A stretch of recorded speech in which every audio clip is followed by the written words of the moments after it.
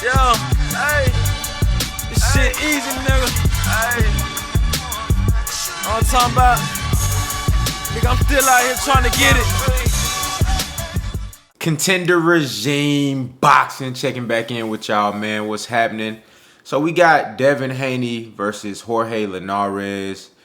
It's been scheduled for May 29th in Vegas. I haven't seen it show up on BoxRec yet, but pretty sure they'll be putting that up there here soon. Devin Haney says the contract and everything has been signed, sealed, and delivered. Jorge Linares says the same thing.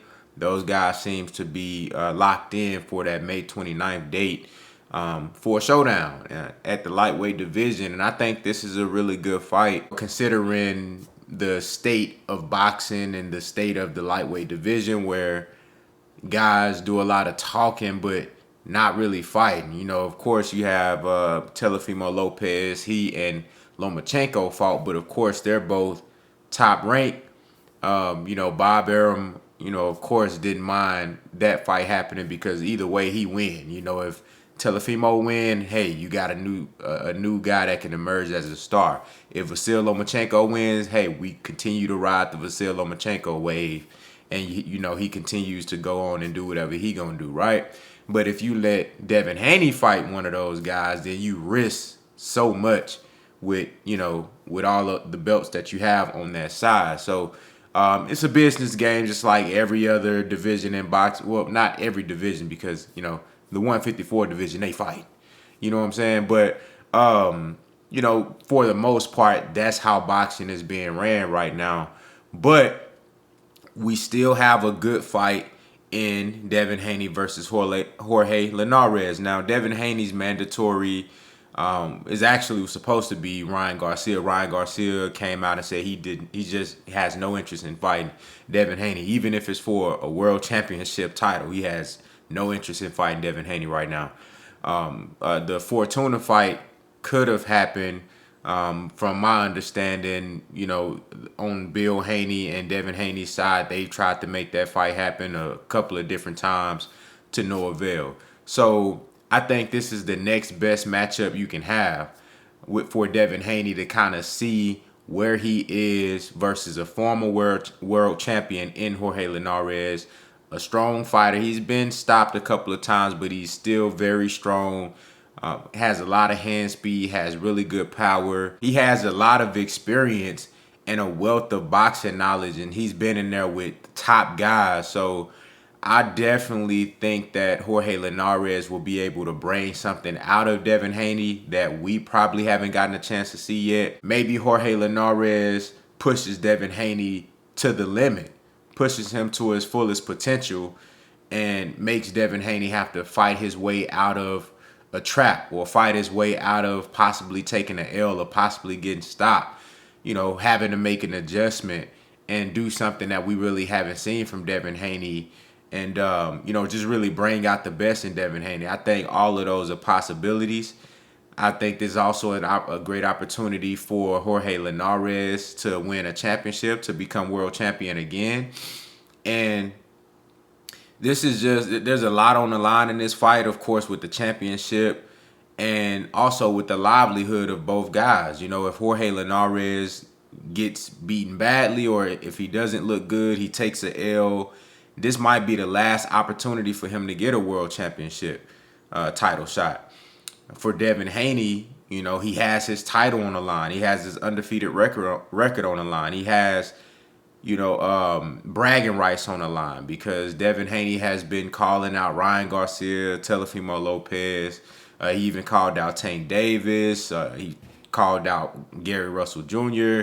He's obviously been very active and adamant about getting the best fights. He wants to fight the best. He simply wants to prove that he is the best. Whether or not he is the best, we'll never know until these guys get in the ring with him. Everybody want to discredit Devin Haney and, say that he hasn't fought anybody, say his resume is trash. And, I mean, you can keep saying that all day as long as these dudes don't want to fight him.